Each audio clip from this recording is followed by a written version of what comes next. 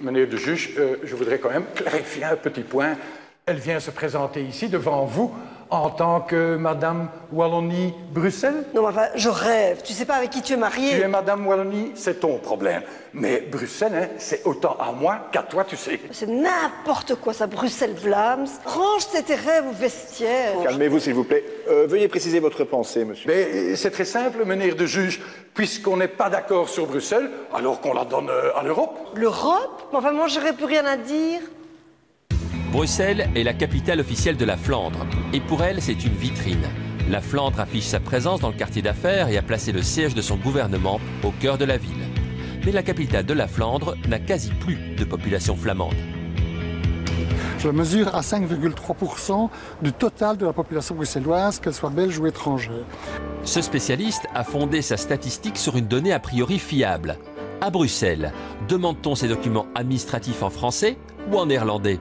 Seuls 5,3% le font en néerlandais et avec le temps, il y en aura encore moins.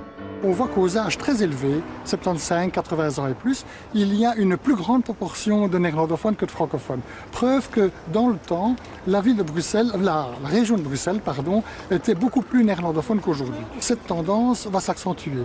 Les néerlandophones sont moins nombreux aujourd'hui qu'il y a 10 ans à Bruxelles et dans une dizaine d'années, ils seront encore moins nombreux. En cas de scission, on voit donc mal les Bruxellois choisir de faire partie de la Flandre. Dès lors, ce n'est pas un hasard si l'idée de transformer Bruxelles en district européen est au départ une idée flamande. La voici émise il y a 13 ans par le socialiste flamand Louis Tobak.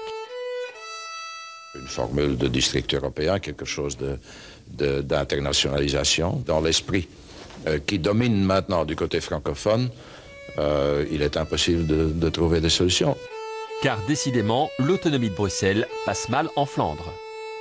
Pour moi, Bruxelles n'est pas une région à part entière, tenu compte aussi du fait que économiquement, ça ne peut pas être comparé à la région flamande ou à la région wallonne.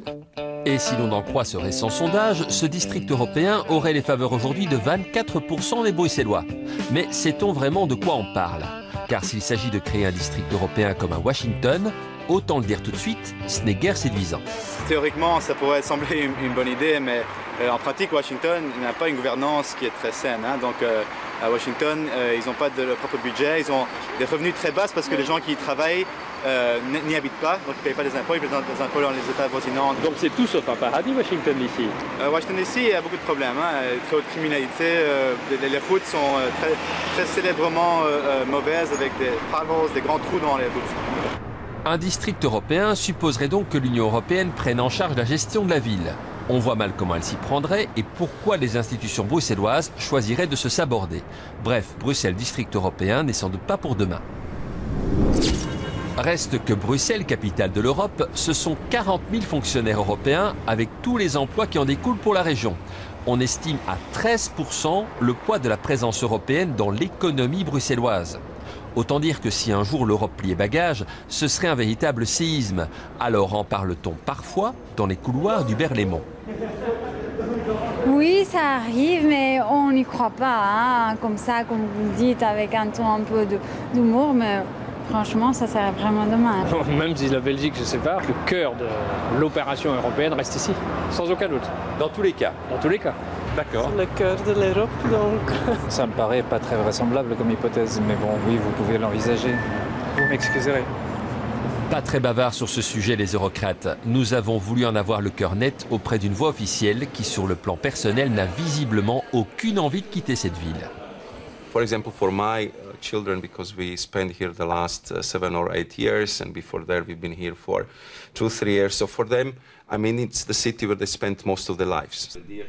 Pour le reste, nous précise-t-il, c'est écrit dans les traités. Bruxelles est la capitale de l'Europe. Il ne voit pas pourquoi ça changerait.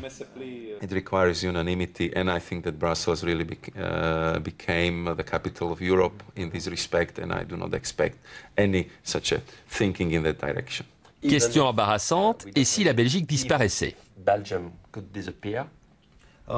This, of course, will be an element which will, I think, affect and which will have to be discussed, not, I would say, from the point of view of Brussels being the seat seats of the European institutions. L'Europe conserverait donc sa capitale chez nous, estime le commissaire européen, même si cela créerait sans doute quelques difficultés. Mais sur sa présence à Bruxelles, l'Europe se veut rassurante, il n'y a pas de plan B. En tout cas, si par plan B on entend, tiens, si jamais ce pays se scinde en 2, 3, j'en sais rien, est-ce que les institutions européennes vont déménager? Moi, je vous dis carrément que la réponse est non. En ce qui nous concerne, Commission européenne, nous sommes très bien ici. Je ne vois pas pourquoi ça changerait.